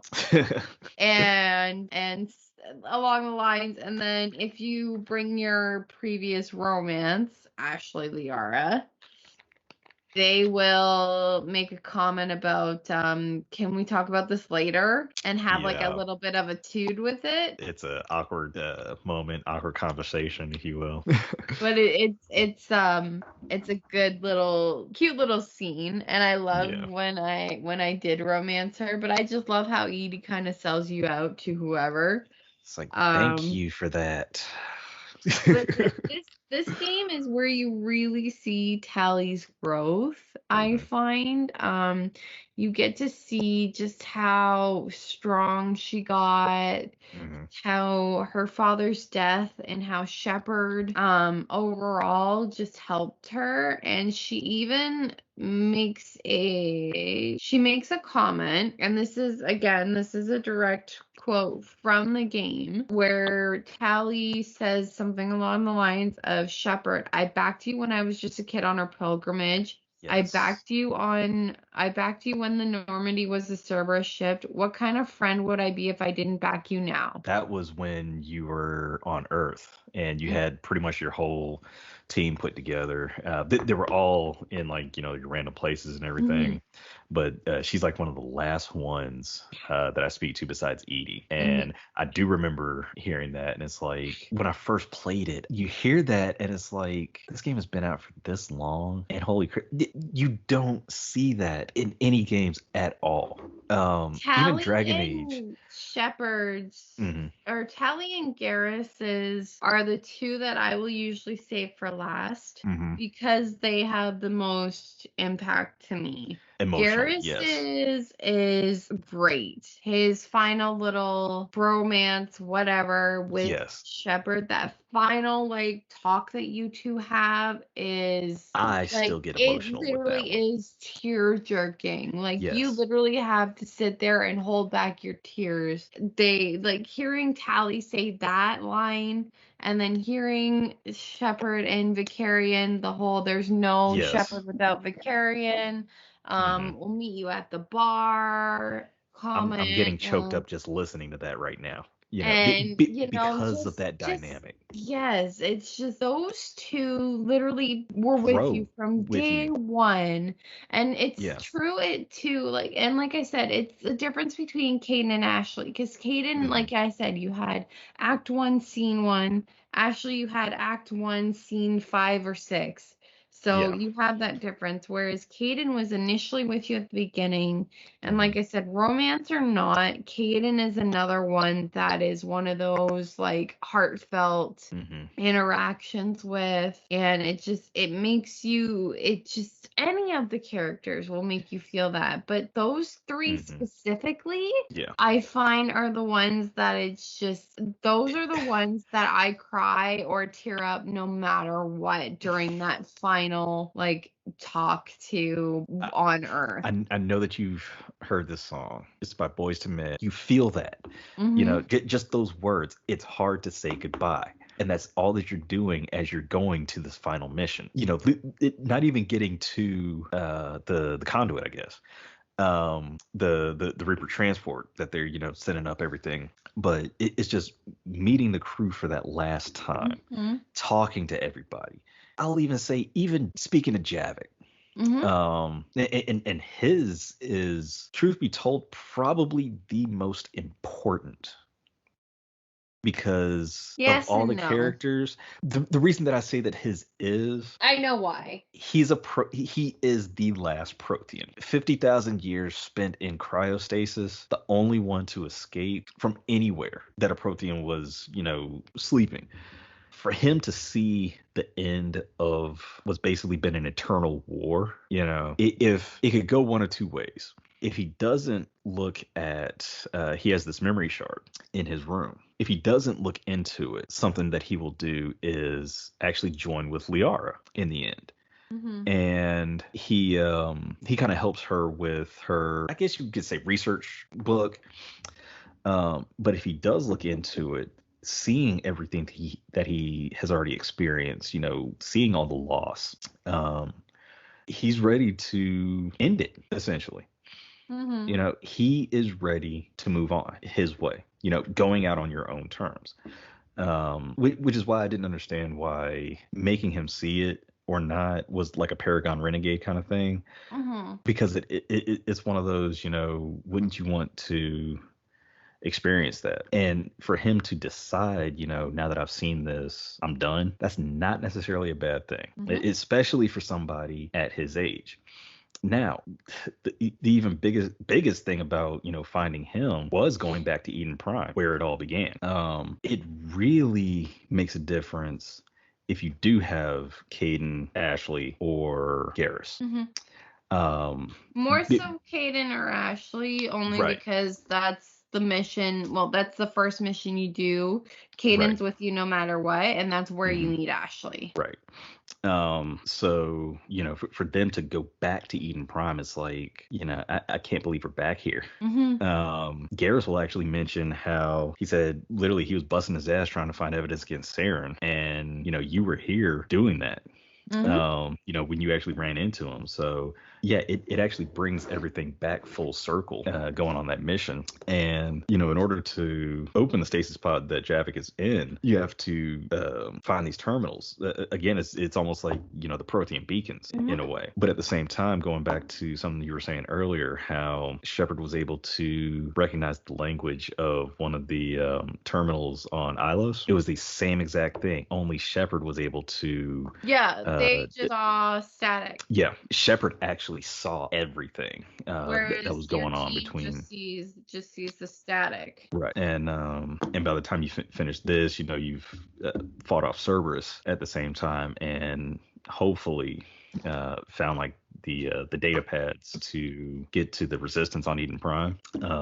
You're pretty much ready to open things up, and Javik wakes up, stumbles out of his pod, and realizes it's so much later than it was supposed to be. He was supposed to be woken up long ago. Shepard also, I think, as he's stumbling out, Shepard touches him, and then he turns around and he It goes it back in time. it has that flashback Yeah. moment just like that, because yes, with Shepard having the cipher from Pharaoh, as a Hmm. matter of fact, so everything with this is connected. So that's the reason why he was able to, or that's the reason why Shepard was able to decipher everything, understand, what was going on. Hmm. Why it was also easy for him to communicate with Javik the way that he could. And Javik could even adjust his linguistics to do what he needed. But yeah, you see just that raw emotion firsthand, a Protean going through what everybody else has already gone through in Hmm. this time. Seeing that it's not native to one generation in that case. We all know the stories of the Proteans being extinguished. Now you actually see it, and it's like, God, that doesn't make it any better. But then again, Javik is one of those, you talk to him and he's stuck in his old ways, because you got everything from the AI to the different species reactions to everybody and everything that they say. And it's like, yeah, I get it. Some of it is a little bit dumb, but you got to understand that not everything is the same as it was back then. Some of it, Hmm. yes. All of it, no. We're trying to be different than we were. It's not easy, but we're working at it. So it's almost He's like, actually very hostile towards Liara at the beginning when he first is on the Normandy. He's yes. he's kind of rude to Liara. Well, it's also got to do with when you go to Thessia and you actually find out that really, if you think about it, the Asari are direct descendants to the Protheans. Hmm. Um, you find out that Athame, the goddess that they essentially pray to, which is also where the science and religion mix, you don't see that often. But But it's like, as you're going through this temple, finding all of these artifacts, if you hit every single one of them, that actually opens up some dialogue that I hadn't heard before. Hmm. And you actually see and hear just how different her reactions to everything is. Not even the fact that there's a protein beacon in the temple, but I mean, yeah, just the fact that the fact that Javik is there on Thessia with the Asari, it's like that is what gives them the hope that they wanted or needed. Even Liara, as she's seeing everything falling, she had a glimmer of hope up until the end. And and Liara is someone that you have to bring on Thessia, by the way. You don't have a choice because that is her home. Every home world that you get, like with Tally, you have to bring Tally. With Garrus's, you have to have Garrus, et cetera, et cetera. But yeah, for that one specifically, you have to have Liara. Right. But I mean, yeah, seeing how everything unfolded, finding and I out also the true... think you have to have Liara for Javik. Yes. I think no matter what, you have to have Liara. She's the Prothean expert. So yeah, so I wouldn't think you have to have Liara, and then you can choose to bring Ashley, Caden, or Garrus, or whoever. Yeah. You can bring whoever, but yeah, you can choose to bring. And like I said, I usually wait to do that one until I actually have Caden or Ashley, because like I said, it's more meaningful having Caden or Ashley and Liara there than it is anybody else. Yeah.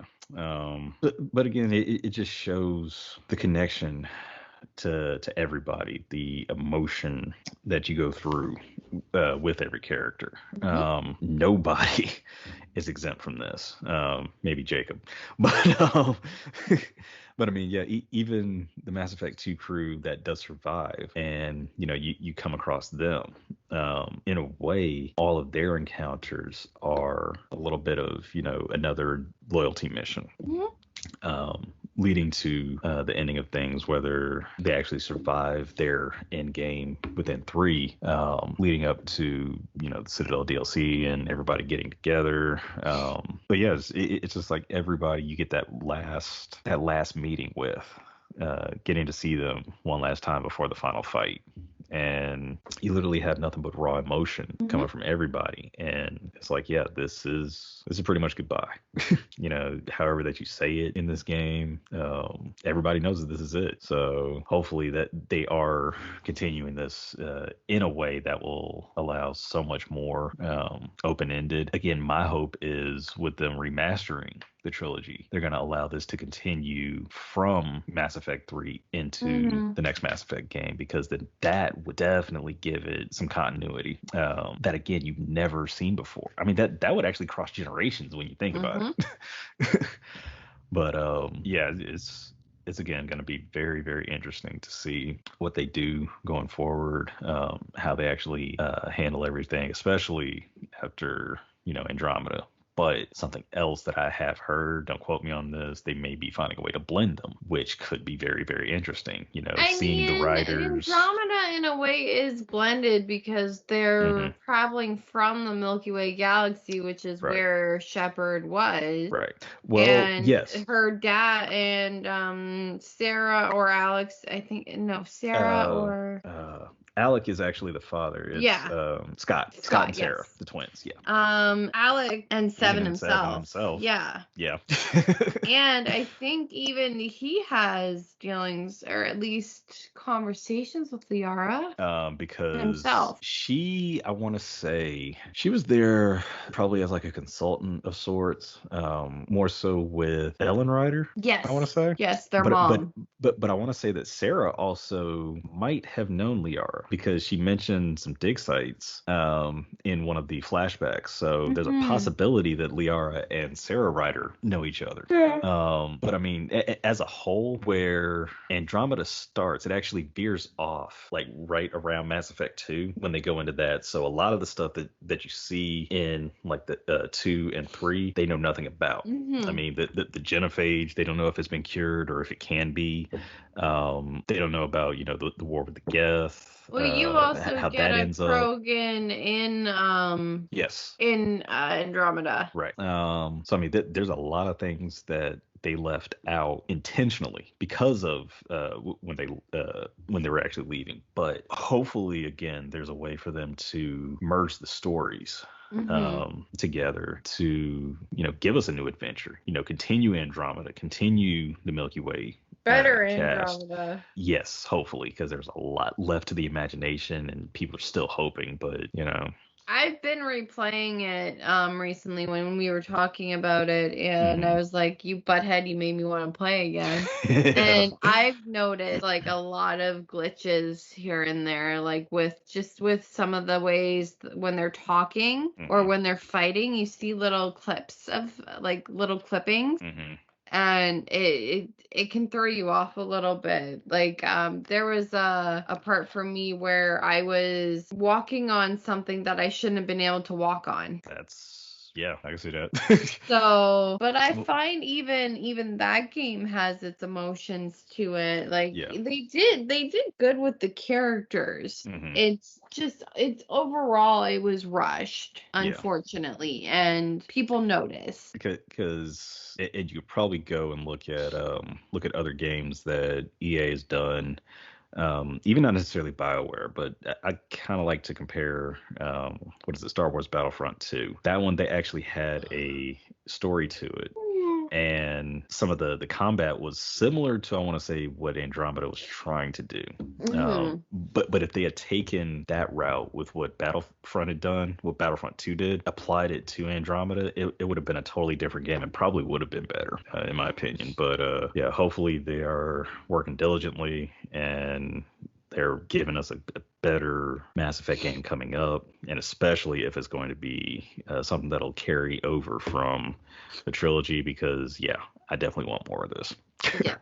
And even with them, I know they're doing or they're not only working on the next Mass Effect game, they're also working on the next Dragon Age game too. Yeah, I want to say at the same And time. I think so. And Dragon Age Inquisition, again, had a lot of hate towards it. And it, like, if Yeah, you actually play it, I mean, there's a lot to do in that game, just like yeah, Andromeda. yeah, But it's worth doing minus a couple things like the stupid shards. yeah. I don't even try. Once you've done it once, you don't want to do it Hmm. again. Right. But I feel like as a whole, It's a great game. Inquisition was just as good. Like Inquisition was really good, and I like how it's different from Mass Effect. How Hmm. Mass Effect is Shepard, Yeah. and Dragon Age Dragon is, Age is like it's a different hero every time. It's the yeah, hero of Ferelden, it's Hawk, Hawk the and Inquisitor. Inquisitor. Right. They actually do that, and I think it's cool that they mention all of them, if not even show Hmm. in within each game. Like the hero of Ferelden is mentioned All three of them. throughout all three of them. Hawk actually reappears. Specifically, Hawk comes back, spoiler alert, Hawk comes Hmm. back in Inquisition, and you Hmm. actually do like an actual mission with your Hawk that you had in the Which you can phase. also, yeah, which you can also rebuild from the ground up if you want to. But it's your Hawk. Yeah. And the neat thing too is if Alistair was still a Grey Warden, Hmm. he can reappear in that one too. So, in a way, they do carry it over similar to how Mass Effect does, but not Yeah, like exactly. they have specific things that you can do. Like if you exiled Alistair Hmm. in the first game and chose Loghain, Hmm. you'll see Alistair as a drunk in a bar Mm. in Kirkwall. Yeah. And like little things like that. And instead of it being Stroud, it's Alistair that you see in the Deep Roads, etc. Like it's Mm. cool little things like that that they bring in that they've taken, if not if they've done it with Mass Effect or they've taken Yeah. from Mass Effect, because I can't Right. remember the the year differences between those games. I want Uh, to say it they're was roughly actually the about a same. year. It was about a year between the first Mass Effect and the first Dragon Age. If not a year, maybe two or three. Hmm. Um, So like they took things from each game mhm. I feel like, and added, like, this works in Dragon Age, let's try it here in Mass Yeah, Effect. This works in Mass Effect, let's try it in Dragon Age.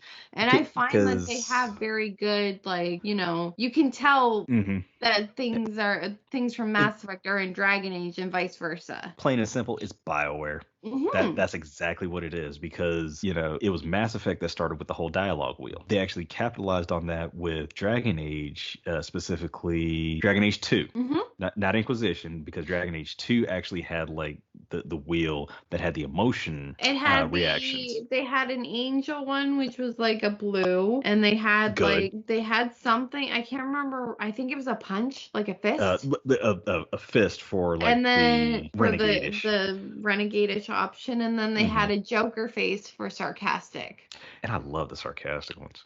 They Hawk's really. sarcastic ones were great, and it reminded me of times when you could be Shepard and have that sarcastic side too. You Yeah. just didn't have that specific option for it like you do in Dragon Age. And so that they actually applied that to like just how that looked in the Dragon Age 2 and in Inquisition. They applied that to Mass Effect Andromeda, and it Mhm. actually worked in that case because you get to see what to expect Mhm. from those dialogue options. But then when you actually hear it, it's like, yeah, I can definitely go with that. But I think we covered everything, didn't we? We covered every character Because basically. we had a lot to cover, especially with all of them. Not so much loyalty missions and everything, but obviously You just don't really our. have loyalty missions in this one. It's more so like your last hurrah with the team that Yeah. you've created. A lot of the team members are back from the first game, and it's great to see the hmm differences. Like, it's great to see how strong all of them have become. Right. And they're just overall your relationships, whether it's romantic, not romantic, just and that's something that I love too with this game hmm is the romance, how it can carry over from one game to the next. Yes. And with Caden and Ashley, the only thing that drives me nuts is I don't really think Ashley does it. It's more so Caden, where hmm he basically says that you cheated on him. Ashley does the same thing. Okay, Ashley yeah. will do the See, same thing. I Now this don't. is if they are in the hospital. Yes. That they'll bring it up. Ashley does the exact same thing. Now, Because Caden it kind of looks at you and then he goes, yeah. And then Shepard's like, what is it? And then that's when he's like, listen, I heard that you were with Garrus or whoever you were with. the only person that Ashley does not have a huge problem with It's Tally. is Tally. Right. Anybody else, she's ready to throw hands almost. Because she basically says Tally's like a little sister. Yeah. So, but yeah, other than that, yeah, you really get to see how everybody has evolved over the course of 3 games, and the Some are only time that going to have you. more impact than others. Yeah. The only time that you really see something like that is through like a TV series. Maybe a movie series if it goes long enough. Fast and Furious. But yeah, we won't talk about that one. But I mean, you don't really see it so much in movies because you don't have that much link between them other than Fast and Furious. Mhm. Maybe Mission Impossible, but again, you really see that more so in a television series. Mhm. Especially something that has gone on at least a good 4 or 5 seasons. If it goes anything more than that, you're really amping it up. And I've seen shows that'll go for 7 end, but it's like it's complete. That's exactly what Mass Effect Trilogy does. And hell, we just call it the Legendary Edition now.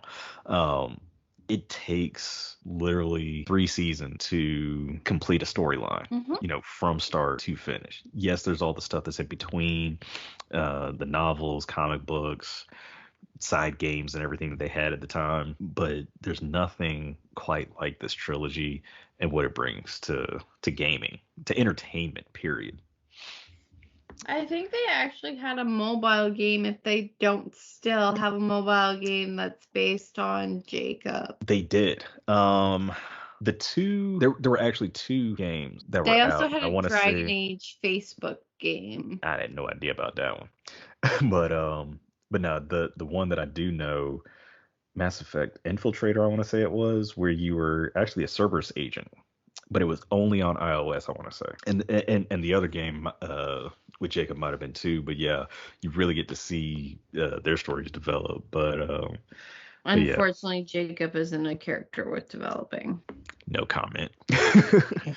But yeah, again, just the interactions Yeah, between. they're not on here now. Mhm. The only thing on here now is the Apex HQ thing for Andromeda. Yeah, And which then I've still got. a Mass Effect game tracker, which basically gives you your Shepard, etc. Yeah, I know And that then iOS had the wallpaper. data pad because that was how you track like your Galaxy at War progress. I want to say, but again, that was one of those. It was only on iOS that they did that. It pissed me off because I was like, why would you do They have a Mass Effect Andromeda Nomad, that? Hold on.